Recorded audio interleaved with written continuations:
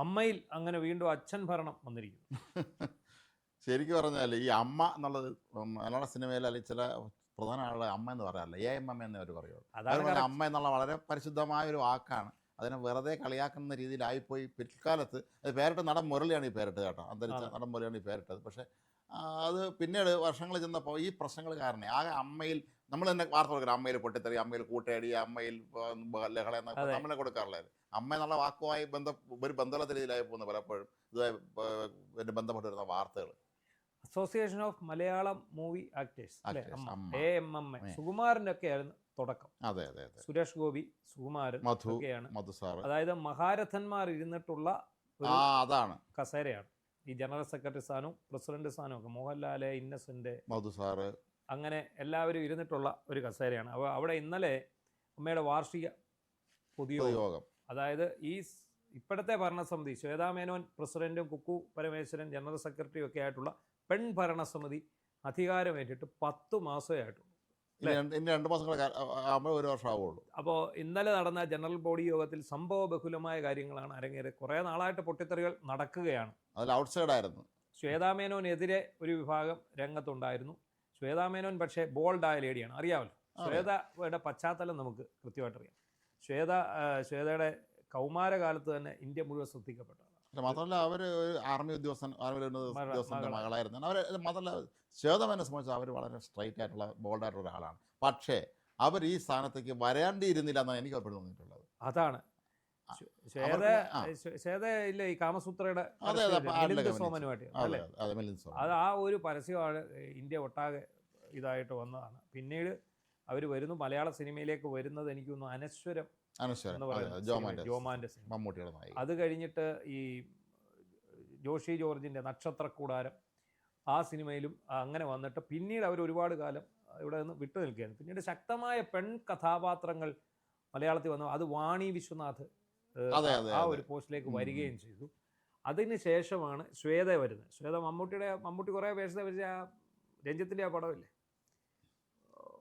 മമ്മൂട്ടിക്ക് നല്ല ഇത് കിട്ടിയ ഒരു പടമാണെന്നല്ലോ അത്. അതിൻ്റെ ഒരു പാതിരാ കൊലപാതകത്തിന്റെ പാലേരി മാണിക്ക്.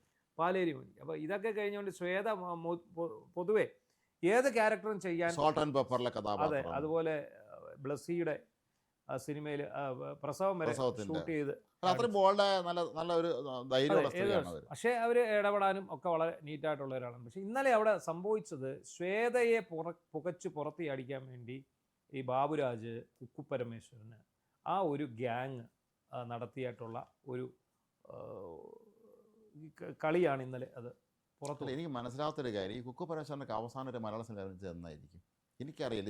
ഇതിൽ പല ഭാരാകളെന്നും പറയുന്ന ആളുകൾ ഇവർ സിനിമയിൽ ഇപ്പോൾ അഭിനയിക്കുന്നില്ല. ഇവർ സിനിമയിലില്ല. കുക്കു പരമേശ്വരൻ സിനിമയിൽ അഭിനയിക്കുന്നില്ല. അവരെയൊക്കെ അമ്മയിൽ നിന്ന് പുറത്താക്കേണ്ടത്. ചരിത്ര അക്കാദമിയിലെ വൈസ് ചെയർമാനായിരുന്നു. CPI കോട്ടയിലാണെന്നോ പണ്ട്. എനിക്ക് ആകെപ്പാടെ ഇവർ കുറെ ഡബിങ് ആർട്ടിസ്റ്റ് കുറച്ചു പേർക്ക് ഡബ് ചെയ്തിട്ടുണ്ട്. കുക്കു പരമേശ്വരൻ എനിക്ക് ഓർമ്മയുള്ള തിങ്കളാഴ്ച ആ സിനിമയിൽ ഒരു വേഷമുണ്ട്. ആ ഒരു വേഷം മാത്രമാണ് എനിക്ക് ഓർമ്മയുള്ളത്. ഒരു ടിപ്പിക്കൽ MD ക്യാരക്ടർ അല്ല, പത്മനാഭൻ്റെ ക്യാരക്ടർ. ടിപ്പിക്കൽ MD എന്ന് പറയാൻ കാരണം ഏതാണ്ട് ഒരു MD സിനിമയുടെ പശ്ചാത്തലമാണ് ശരിക്കും ആ സിനിമയ്ക്ക്. തിങ്കളാഴ്ച ഒരു കുടുംബം എന്ന് പറയുന്നത്. അപ്പോൾ ഈ പറയുന്ന ഇന്നലെ നടന്നത് എന്താണെന്ന് ചോദിച്ചാൽ, ശ്വേതയെ പുകച്ച് പുറത്തിയടിക്കുക എന്നുള്ളത്. ശ്വേതയെ എങ്ങനെ പുകച്ച് പുറത്തിയടിക്കുക, അത് അതിനുവേണ്ടിയാണ് ഇവർ അവിശ്വാസം കൊണ്ടുവന്നത്. അത് പക്ഷേ അധ്യക്ഷയായിട്ടുള്ള ശ്വേത അനുവദിച്ചില്ല. പിന്നെ വന്ന കാര്യം കണക്കവതരണം. ഈ കണക്കവതരണത്തിൽ അറിയാമല്ലോ, ഉണ്ണി ശിവപാലായിരുന്നു ട്രഷറർ. ഈ ഉണ്ണി ശിവപാൽ ഒരു ഒരു ലേഡിയെ ഹരാസ് ചെയ്തതുമായിട്ട് അയാൾ പുറത്താണ്. അപ്പം എന്താണ് സംഭവിച്ചതെന്ന് ചോദിച്ചാൽ, ഈ കുക്കു പരമേശ്വരനാണ് ജനറൽ സെക്രട്ടറി എന്ന് പറയുമ്പോൾ ട്രഷററുടെ ചുമതല കൂടി ജനറൽ സെക്രട്ടറിക്ക് ഉണ്ട്. അപ്പോൾ അതുകൊണ്ട് അവർ ഈ കണക്ക് അവതരിപ്പിക്കും. ഈ കണക്ക് മുഴുവൻ പൊട്ട കണക്കാണ്. അത് മനഃപൂർവ്വം ആ കണക്ക് അങ്ങനെ തന്നെ അവതരിപ്പിച്ചത്. കാരണം വേറെ ഒന്നും നോക്കണ്ട. നമുക്കറിയാം, ഇപ്പം ഞാനൊരു പ്രസ്ഥാനത്തിൻ്റെ സെക്രട്ടറിയാണ്. ഇപ്പം ഞാൻ പത്തനംതിട്ടയിലെ കേരള പത്രപ്രവർത്തക യൂണിയൻ്റെ സെക്രട്ടറിയാണ്. അപ്പോൾ നമ്മളെ സംബന്ധിച്ചിടത്തോളം നമ്മുടെ ട്രാൻസാക്ഷൻസ് മൊത്തം ബാങ്ക് വഴിയാണ്. അല്ലാതെ നമ്മൾ ക്യാഷായിട്ട് സ്വീകരിക്കുന്നത് നമ്മൾ രസീത് കൊടുക്കും. എങ്കിൽ പോലും ഇതെല്ലാം കൂടെ ഒന്നിച്ച് ബാങ്കിലേക്ക് അടയ്ക്കുന്നതാണ്. നമ്മുടെ ഒരു ബാങ്ക് സ്റ്റേറ്റ്മെന്റ് എടുത്താൽ നമ്മുടെ വരവ് എത്ര, ചെലവ് എത്ര എന്നൊക്കെ വെക്കേണ്ട കാര്യമേ. നമ്മുടെ നാട്ടിൽ ഏത് സംഘടനയും മര്യാദയ്ക്ക് പ്രവർത്തിക്കണമെങ്കിൽ ഇത്തരത്തിലുള്ള കൃത്യമായ കാര്യത്തോട് മുന്നോട്ട് പോകണം. അപ്പോൾ ഇവിടെ എന്താ സംഭവിച്ചേ? ഇവിടെ വരവ് ചെലവ് കണക്കെഴുതി ഒത്തിരി കാര്യങ്ങൾ വിട്ടുപോയി കഴിഞ്ഞപ്പോൾ ഇതേ ചൊല്ലി, ഈ കണക്കിനെ ചൊല്ലി തർക്കമായി കഴിഞ്ഞ ഉടനെയാണ് ഇടവേള ബാബു ചോദിക്കുന്നത്, നിങ്ങൾക്ക് ആ ബാങ്ക് സ്റ്റേറ്റ്മെന്റ് എടുത്താൽ മതിയല്ലോ, ഈ തർക്കം പരിഹരിക്കാമല്ലോ. Very simple. അപ്പോൾ ഈ കണക്കിന്റെ കാര്യത്തിൽ ചോദ്യം വന്നപ്പോൾ സംസാരിക്കേണ്ടതാരോ, മറുപടി പറയേണ്ടത് കുക്കു പരമേശ്വരനാണ്. കാരണം ഇയാൾ ട്രഷറർ ഇല്ലല്ലോ അവിടെ, നിർബന്ധ അവധിയിലാണല്ലോ. അപ്പോൾ ഇതിനകത്ത് മറുപടി പറയാതെ കുക്കു പരമേശ്വരൻ മൗനം പാലിച്ചു. അതൊക്കെ ഇവരുടെ നേരത്തെ ഉള്ള ഒരു സ്ട്രാറ്റജിയുടെ ഭാഗമാണ്. അങ്ങനെ ഇദ്ദേഹം ഇത് നമ്മുടെ ശ്വേതയുടെ കയ്യിലേക്ക് വരുന്നു. അപ്പോൾ ശ്വേത അസംതൃപ്തമായിട്ട് പ്രഖ്യാപിക്കുകയാണ്, ഞാനിത് രാജിവെക്കില്ല എന്ന് ശ്വേത പ്രഖ്യാപിച്ചു കഴിഞ്ഞപ്പോഴത്തേക്ക് ബഹളമായി. അവർ പ്രസംഗിക്കാൻ എണീറ്റ് കഴിഞ്ഞപ്പോൾ അവരെ സമ്മതിക്കുകയില്ല. അപ്പോൾ ഇതിനെക്കുറിച്ച് ഇതുമായിട്ട് ബന്ധപ്പെട്ട് ഗണേഷ് കുമാർ അപ്പോൾ ഇടപെട്ടു. മോഹൻലാൽ മാത്രമാണ് പങ്കെടുത്തത്. മമ്മൂട്ടി, സുരേഷ് ഗോപി, പൃഥ്വിരാജ് ഒന്നും ഈ സുരേഷ് ഗോപി ഒന്നും എത്തിയിട്ടില്ലെന്ന് തോന്നി പരിപാടി. അപ്പോൾ മോഹൻലാലിനോട് ഗണേഷ് കുമാർ സഹായം അഭ്യർത്ഥിച്ചു ഇവരെ പ്രസംഗിക്കാനുള്ള. അദ്ദേഹം അതിനകത്തൊരു എന്താ പറയുന്നത്, ഒരു നല്ല നിലപാടൊന്നും എടുത്തില്ല. അത് മുമ്പ് അങ്ങനെ ആയിരുന്നല്ലോ. അദ്ദേഹം വെറുതെ മുമ്പൊരിക്കൽ ആ നടി ആക്രമിച്ച ബന്ധപ്പെട്ട് കണ്ടു, രണ്ടുപേരും ചെയ്യണം എന്താ, ഒരാൾ മുകളിലോട്ട് വയ്ക്കണം, ഒരാൾ ഇന്ന് പടം വരച്ചുകൊണ്ടിരിക്കുന്നു, അവർ ശ്രദ്ധിക്കുന്നില്ല. അപ്പോൾ ഇതിനകത്ത് വേറൊരു കഥ കൂടിയുണ്ട്. അതായത് ഈ ഇലക്ഷൻ നടക്കുന്നതിന് മുമ്പ്, ഇതിന് മുമ്പത്തെ ഇലക്ഷൻ അറിയാമല്ലോ, ഈ ഭരണം പിടിക്കാൻ വേണ്ടി ബാബുരാജ് അന്ന് ചില കളികൾ കളിച്ചു. ഈ ബാബുരാജ് കളികൾ കളിച്ചപ്പോൾ ബാബുരാജ് അതിന് മുമ്പുള്ള ട്രഷററോ അല്ല ഭാരവാഹിയായിരുന്നു. അപ്പോൾ അന്ന് ഈ അദ്ദേഹത്തിൻ്റെ കാലത്താണ് ഈ അമ്മയുടെ കെട്ടിടത്തിനകത്ത് ഒരു ട്രാൻസ്ഫോമർ ഉണ്ട്. ഈ ട്രാൻസ്ഫോമർ കേടായിട്ട് ഈ ട്രാൻസ്ഫോമർ മാറ്റി വെച്ചു. ജനറേറ്റർ അല്ലേ? സോറി, ജനറേറ്ററാണ്. അപ്പോൾ അത് ജനറേറ്റർ മാറ്റി വെച്ചു. ഈ മാറ്റി വെച്ച ജനറേറ്റർ ഇദ്ദേഹം കൊണ്ടുപോയി ഇദ്ദേഹത്തിൻ്റെ മൂന്നാറിലെങ്ങാണ്ടുള്ള ഒരു ഫാം ഹൗസിലേക്ക്, അടിമാലിലെ മൂന്നാർ എന്നൊരു ഫാം ഹൗസിലേക്ക് കൊണ്ടുപോയി. അപ്പോൾ അത് വലിയ വിഷയമായിട്ട് മാറി. അതിനെ ചൊല്ലി തർക്കം ഉണ്ടായി കഴിഞ്ഞ ഇലക്ഷൻ. അങ്ങനെയാണ് ഈ ബാബുരാജ് മത്സരിക്കാൻ തീരുമാനിച്ചിരുന്ന ബാബുരാജിൻ്റെ ഭയങ്കര സാമ്പത്തിക അഴിമതി ആരോപണങ്ങൾ എല്ലാം ഉണ്ടായി. അങ്ങനെ അങ്ങനെ ആ ബാബുരാജിന് മത്സരിക്കാൻ കഴിഞ്ഞില്ല. അപ്പോൾ ബാബുരാജിൻ്റെ എതിർചേരിയിലായിരുന്നു ഈ പറയുന്ന ശ്വേതാമേനോൻ അടക്കം. അങ്ങനെ അതിൻ്റെ ഒരു കലിപ്പ് ഓൾറെഡി നിലനിൽക്കും. ദേവനാണെന്നോണല്ലേ ശ്വേതാമേനെതിരെ അന്ന് പ്രസിഡന്റ് സ്ഥാനത്തേക്ക് മത്സരിച്ചത് ആണെന്ന് തോന്നുന്നു. അത് എനിക്കതിനെ ഞാൻ ഈ സംഭവം ഫോളോ ചെയ്യാത്തതുകൊണ്ട് ഞാൻ ഇന്നിപ്പോഴാണ് ദേവനാണ് മത്സരിച്ചത്. നമ്മൾ ഈ അതിനിടയ്ക്ക് വേറൊരു രസമുണ്ട്. ഇന്നലെ ഈ അമ്മയുടെ വിഴുപ്പലക്കൽ ഞാൻ ശ്രദ്ധിക്കാറില്ല, നമുക്ക് താല്പര്യമില്ലാത്തതുകൊണ്ടാണ്. അപ്പോൾ ഇന്നലെ ഒരു ചാനൽ, ഇവിടുത്തെ മലയാളത്തിൽ പുതുതായി തുടങ്ങിയ ഒരു ചാനൽ ഇന്നലെ രാവിലെ ഒരു പ്രഖ്യാപനം നടത്തുന്നു. അമ്മയുടെ വിഴുപ്പലക്കലിൽ ഞങ്ങൾക്ക് താല്പര്യമില്ല, ഞങ്ങളിത് സംപ്രേഷണം, ബാക്കി രാഷ്ട്രീയക്കാരുടെയും ബാക്കി എല്ലാവരും വിഴുപ്പലക്കൽ നന്നായി കൊടുക്കുകയും ചെയ്യും. അത് ഏറ്റവും കൂടുതൽ വിഴുപ്പലക്കുന്ന ടീമുകളാണ്. ഒന്ന് ആലോചിച്ചോണം. പിണറായി വിജയൻ്റെയും വി ഡി സതീശൻ്റെയും അവിടെ കോൺഗ്രസിലെയും CPM-ലെയും BJP-യിലെയും സകലമാന വിഴുപ്പലക്കുകളും യാതൊരു ഉളുപ്പുമില്ലാതെ സംപ്രേഷണം ചെയ്യുന്ന ഒരു ചാനൽ വന്നിട്ട് പറയാണ് അമ്മയിലെ വിഴുപ്പലക്കൽ ഞങ്ങൾ കൊടുക്കില്ല. പക്ഷെ ആർക്ക് പോയി? അവർക്ക് തന്നെ പോയി. ഇന്നലത്തെ ഏറ്റവും നേരത്തെ ഏറ്റവും വലിയ വാർത്ത വിഷയം അതായിരുന്നു. ഇന്ന് അതിന്റെ ഫോളോ അപ്പ് ഉണ്ട്. ഫോളോ അപ്പ് കൊടുക്കുന്നത് നോക്കണം നമുക്ക്. ഇനിയിപ്പോ ഇവർക്ക് ഇത് ചെയ്യാൻ പറ്റുമോ? ഇനി ചെയ്യുമായിരിക്കും. ഉളുപ്പില്ല, എന്തെങ്കിലും ഒരു വിശദീകരണം കൊടുത്താൽ മതിയല്ലോ. അതെ, ഇവർക്കെല്ലാം അങ്ങനെ ഒരു പ്രത്യേകത ഉണ്ടല്ലോ. അപ്പോൾ അങ്ങനെ ഒരു അബദ്ധം അവർക്ക് പറ്റി. അപ്പോൾ ഇതിനിടയ്ക്ക് അങ്ങനെ ഈ ബാബുരാജിൻ്റെ കക്ഷികളെല്ലാം ഇലക്ഷനിൽ തോറ്റു. അങ്ങനെ ബാബുരാജിൻ്റെ ഒരു പിടി പോയി കിടക്കുക. ആ സമയത്താണ് ഈ ശ്വേതയ്ക്കെതിരെ. പക്ഷെ ശ്വേത ഇന്നലെ ശക്തമായ നിലപാട് തന്നെ സ്വീകരിച്ചു. അപ്പോൾ ശ്വേതയ്ക്കൊപ്പം ഈ കലാഭവൻ ഷാജോൺ, കൊല്ലം തുളസി അങ്ങനെയുള്ള ആൾക്കാരെല്ലാം ശ്വേതയ്ക്കൊപ്പം നിലകൊണ്ടു. അപ്പോൾ ശ്വേതയുടെ നിലപാടിനോട് അവർ യോജിക്കുകയും ചെയ്തു. ശ്വേതയ്ക്ക് സംസാരിക്കാനുള്ള അവസരം കൊടുക്കണം എന്നൊക്കെ പറഞ്ഞു. ഇത് വലിയ ബഹളമായി. അതിനിടയ്ക്ക് ഇത് കൊണ്ടുവരാൻ ശ്രമിക്കും. അപ്പോൾ ശ്വേത പറഞ്ഞത് എന്താണെന്നറിയാമോ? ഇതിനകത്ത് പല കാര്യങ്ങളും ബൈലോ പ്രകാരം ലംഘിക്കപ്പെട്ടിട്ടാണ് ഇന്നലത്തെ ഈ മീറ്റിംഗ് നടന്നിരിക്കുന്നത്. ലംഘനമാണ്. അതായത് ഈ കണക്കുകളും ഈ പറയുന്ന റിപ്പോർട്ടും 25 ദിവസം മുമ്പ് എല്ലാവർക്കും നൽകണം. അപ്പോൾ ഈ 25 ദിവസം മുമ്പ് അയച്ചു കൊടുക്കണം. ഇത് അയച്ചു കൊടുത്തിട്ടില്ല. അപ്പോൾ ഈ കണക്കുകളൊന്നും അതിനകത്ത് കൃത്യമായിട്ട് ചെയ്തിട്ടില്ല. ഈ കണക്കുകളെക്കുറിച്ച് ശ്വേതാമേനോൻ അറിയില്ല. കാരണം പ്രസിഡന്റ് കണക്കുമായിട്ട് ബന്ധമില്ല. പ്രസിഡന്റിന്റെ രീതി എന്ന് പറഞ്ഞാൽ അവർ എന്താ പറയുന്നത്, എല്ലാ സംഘടനകളുടെ രീതി അങ്ങനെ തന്നെയല്ലേ. പ്രസിഡന്റ് അധ്യക്ഷ സ്ഥാനമാണ്. അധികാരമുള്ളത് ജനറൽ സെക്രട്ടറിക്കാണ്. മറ്റ് പല സംഘടനകളെയും പോലെ അമ്മയിലെ ഏറ്റവും പവറുള്ളത് ജനറൽ സെക്രട്ടറിക്കാണ്, പ്രസിഡന്റിനല്ല ശരിക്കും പറഞ്ഞാൽ. അങ്ങനെ അവർ പറഞ്ഞത് എന്താണ് അത്? അപ്പോൾ ഈ ജനറൽ സെക്രട്ടറി മൗനം പാലിക്കുകയാണ്. മൗനം പാലിക്കുന്നതിൻ്റെ ലക്ഷ്യം എന്താണ്?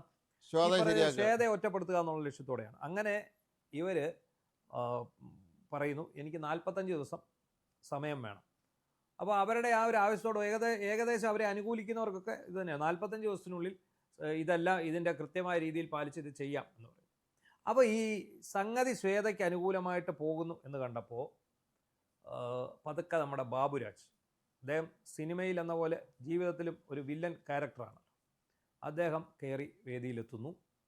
അതിശക്തമായിട്ട് ശ്വേതയ്ക്കെതിരെ അഴിമതി ആരോപണം ഉന്നയിക്കും.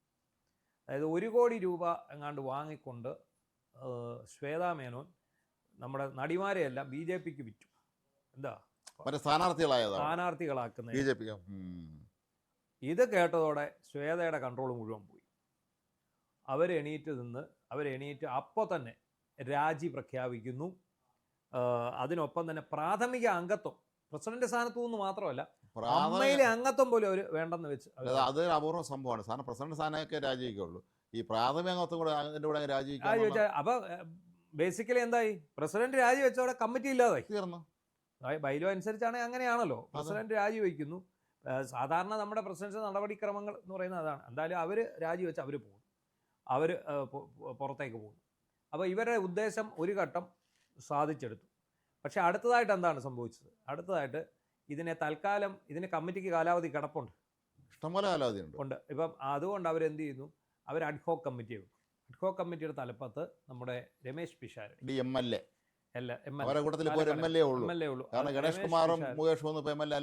അതിനകത്ത് ആ കമ്മിറ്റിയിൽ എനിക്കൊന്ന് ഗണേഷൊക്കെ ഉണ്ട്. അവരെ എല്ലാം കൂടെ വെച്ച് കമ്മിറ്റി രൂപീകരിക്കുന്നു, അഡ്ഹോക്ക് കമ്മിറ്റി രൂപീകരിക്കുന്നു. അടുത്ത ഭരണസമിതി വരുന്നിടം വരെ ഇവർ ഭരിക്കും എന്നുള്ള നില. അങ്ങനെ പെൺഭരണം മാറി. നമ്മൾ മുമ്പേ പറഞ്ഞ പോലെ ഇന്നലെ ഫാദേഴ്സ് ഡേ ആയിരുന്നു. ആ ഫാദേഴ്സ് ഡേയിൽ തന്നെ ഫാദേഴ്സിൻ്റെ കയ്യിലോട്ട് ഇതിൻ്റെ ഭരണം വന്നിരിക്കുകയാണ്. പിന്നെ ഈ അമ്മയിലെ വിഴുപ്പലക്കൽ ജനത്തിന് യാതൊരു താല്പര്യമില്ല. പിന്നെ എന്താണ് എന്ന് ചോദിച്ചാൽ ഇതിനകത്ത് ഒരു വാർത്താ പ്രാധാന്യം പറഞ്ഞാൽ സെലിബ്രിറ്റികളുടെ ഇടയിലെ ഒരു വിഴുപ്പലക്കലാണ്.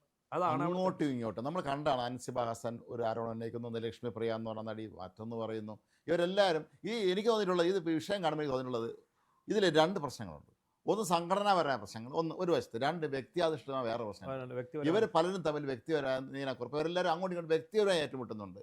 അതേസമയം സംഘടനയിൽ ഇത്തരം വേറെ ചില അതിൻ്റെ വരവ് ചില കണക്ക് സംബന്ധിച്ച് മറ്റു പല കാര്യങ്ങളും നിൽക്കുന്നുണ്ട്. അപ്പോൾ ഈ 2 രീതിയിലും കൂടെ ഒരു സംഘടനയിൽ ഒരു വലിയ പ്രശ്നം ഉണ്ടാവുകയാണെങ്കിൽ ആ സംഘടന മുന്നോട്ട് പോകില്ല. നമ്മൾ ശ്രദ്ധിക്കേണ്ട ഏറ്റവും പ്രധാനപ്പെട്ട കാര്യം, ഇത് മാസം പെൻഷൻ വാങ്ങുന്ന കുറേ പാവങ്ങളുണ്ട്.